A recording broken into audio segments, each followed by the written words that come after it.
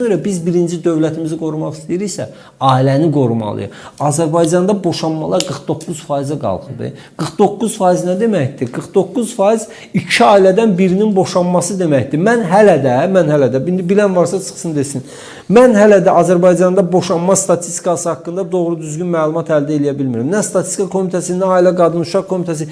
Bir nəfər, bax mən maraqlanıram ki, qardaş, Azərbaycanda deyil 49% boşanma var. Başa düşdük. Neçə faizi qadının, neçə faizi kişinin təşəbbüsündəndir bu boşanmalarda. Düzdür? Bunu biz bilməliyik də, bunun kökünə bağlamaq üçün bu dataları, bu rəqəmləri bilməliyik ki, neçə faiz qadının təşəbbüsündən boşanmadır. Və yaxud da neçə faiz boşanan ailələr ali təhsillidir, neçə faiz ali təhsilsiz. Düzdür? Boşanan ailələrdə ali təhsillilər ər və arvaddır, yoxsa heç biridir, yoxsa biri ali təhsillidir, mədəni münasibətdə.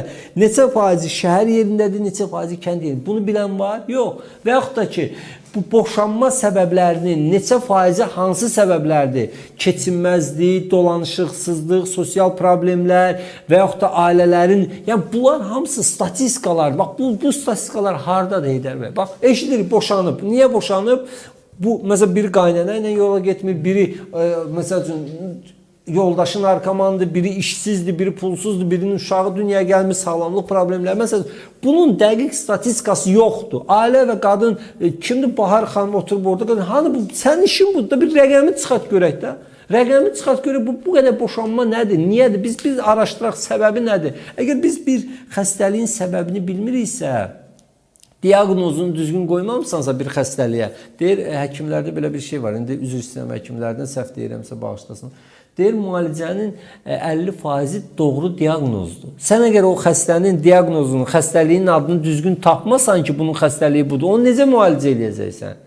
Bu qripdirsə, sən bunu başqa xəstəlikdən, pnevmoniyadan müalicə edəməzsən axı. Düzdür?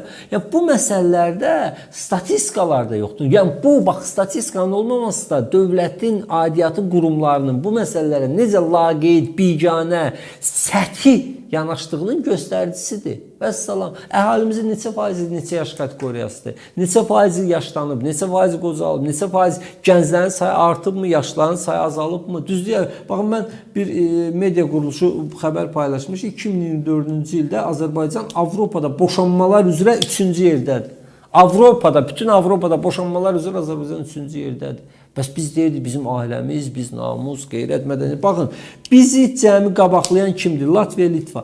Finlandiya bizdən sonra gəlir. İsveç bizdən sonra gəlir. Fransa bizdən sonra gəlir. Norveç bizdən sonra gəlir. Almaniya bizdən sonra gəlir. İspaniya, Yunanistan, Niderland belə, qardaş, Niderland belə bizdən sonra. Biz əxlaqsızlıq deyəndə ən çox əvvəllər yadımızda nə Hollandiya filan deyirdik də o. Qardaş, onlar belə boşanmalar bizdən azdır. Niyə? Bax, biz 1000 nəfərə 2,1 boşanma düşür. Niyə, qardaş? Bu boşanma da nə demək? Boşanma bir kişi ilə bir qadının ayrılıb ayrı yaşaması deyil. İndi bunlar əgər təkdirlərsə başa düşdü. Amma ortada uşaqlar varsa, görün nə qədər psixoloji... Dövlət üçün güclənmək. Dövləti qoyun qıraq. Psixoloji travmalı nə qədər uşaqlar yetişirsə, bu uşaqlar dövlət dairə edəcək. Dövlət ailə quracaqlar. Yəni bu məsələlərdə dövlət laqeyd olmalı deyil. Bu aidiyyatı qurumlar laqeyd olmalı deyilsə, Sosial Müdafiə Nazirliyi, məsələn, başqa bir şey deyim.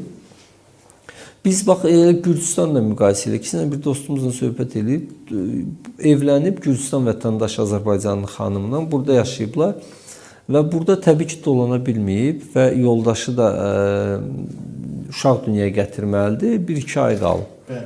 Güblə Gürcüstana. Gürcüstan o bütün müalicəsini, dərmanlarını filanını pulsuz şəkildə təqdim edir. Bizdə niyə yoxdur? Bizdə bir sosial, nə deyirlər o, tibbi sığorta çıxardıblar. Mən eşitməmişəm ki, kimsə desin ki, tam tibbi sığorta elədi. İlla da neçə faizini özün verirsən. Nə? Qardaş, biz əgər marağındayıqsa əhalimizin sayının artmağında, dünyaya uşaqların gəlməyi. Mən sizə deyim, dünənə qədər Azərbaycan məmurlarının böyük əksəriyyətin fikri nədir? Neyinirik bu qədər insan lazım deyil, az olsaq yaxşıdır. Bu cür kafaya bax. Bunlar oxumayıb, bilmir, anlayışları yoxdur, düşüncəli. Oradan buradan az olsaq yaxşıdır. Bu neyinirik bu qədər qara gürük, qara qara ağzı, qara gədələr çoxalsın. Bax, belə yanaşıblar deyə bu günə düşmüşük. Sən təşviq eləməyəcəksənsə, sən əgər bir valideyn fikirləşəcəksə ki, mənim uşağı dünyaya gətirmək üçün ən azı 1500, 2000, 2500 manat xərcim çıxacaqsa, hansı ailə uşağın hələ dünyaya gəlməsi tək xəstəxana xərcləri, sonra bunun uşağının mən keçən səfər bilmirəm, siz görmüsünüz, uşaq yeməklərinin qiymətlərindən xəbəriniz var? 100 neçə manat, 75, 80. Qardaş, bu və mən soruşdum, dedilər ki, bunun biri uzağı bir həftə görür. Yəni, nə deməkdir bu? Yəni, bu yetim necə saxlasın o uşağı?